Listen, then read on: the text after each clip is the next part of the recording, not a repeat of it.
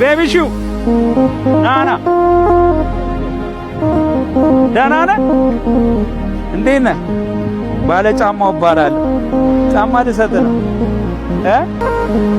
ያንተን የመሰለ ጫማ ስትወስድ እሺ ና እዚህ አንተ እንዳረከው አይነት ፋ ያለ ሾዳ በቃ እዚሁ ጋር ጫማ የለህም? እንት ያክፍል ነው 5 ያክፍል። ስም ማን ነው? ምህረቱ። እውነትም ልጁ በየቀኑ ነው ሲሊፐር የሚያደርገው ያስታውቃል። በለው ነጭ ጫማ በቃ ለዛውም ከአዲስ ካልሲ ጋር። ምን መሆን ነው የምትፈልገው? ኳስ ተጫዋች ኳስ። አንተ ምን አይነት መልካም ሰው ነው? ምን አይነት መልካም ሰው ነው?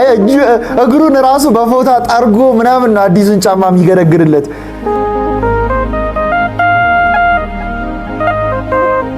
ና አያሳዝንም? በቃ ስለሚቻል እኮ ነው። አይቷል መልካም ነገር እንዴት ደስ እንደሚል ለማድረግ። ደስ ብሎሃል? ደስ አለ? በደንብ ነው እንጂ ደስ የሚለው። አይቷል እንዳለ ተማሪዎቹ እያዩት ነው። በቃ ሰጥተውት ማያውቁትን አቴንሽን ነው ዛሬ የሰጡት። እንዳለ ቆመው። ስም ማን ነው? ምህረቱ ማ? ስንት ያክፍል ነህ?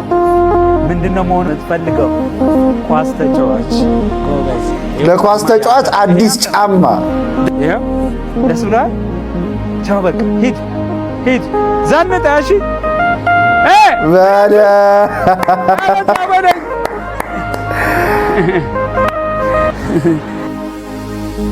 ስለሚቻል በቃ ስለሚቻል